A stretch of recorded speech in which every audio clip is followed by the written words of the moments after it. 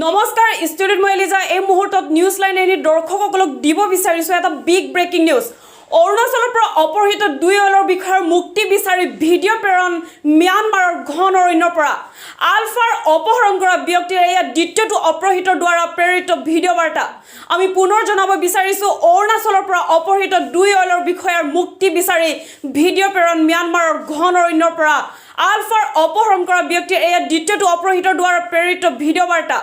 উল্লেখ্য যে 2016 চনত কাকো পথাৰৰ কুলদীপ মৰাণক অপহৰণ কৰোঁতে এনেদৰে মুক্তি বিচাৰি প্ৰথমটো ভিডিঅ' বাৰ্তা প্ৰেৰণ কৰিছিল অৰণ্যৰ ঘন জংগলৰ পৰা।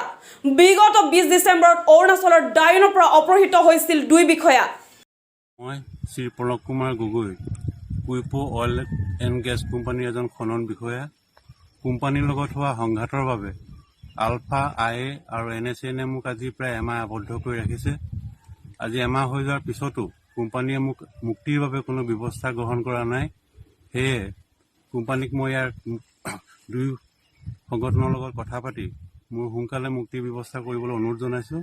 লগতে অসমৰ মাননীয় মুখ্যমন্ত্ৰী শ্ৰী সৰ্বানন্দ সোণোৱাল ডাঙৰীয়াকো অনুৰোধ জনাইছোঁ, এজন অসমীয়া হিচাপে মোৰ জীৱন ৰক্ষা কৰিবলৈ কোম্পানীক যেন আপুনি বাধ্য কৰে।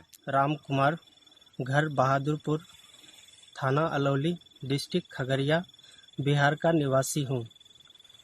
मैं Quippo oil and gas infrastructure limited company का एक कर्मचारी हूँ। मुझे इस कंपनी से हुआ संकट के लिए मुझे NSCN और अल्फा IA 1 महीना से बंदी बना के रखा है। इसलिए मैं माननीय मुख्यमंत्री श्री नीतीश कुमार जी से अनुरोध करता हूं कि आप असम के मुख्यमंत्री जी से बात करके मेरा रिहाई का व्यवस्था कीजिए। धन्यवाद।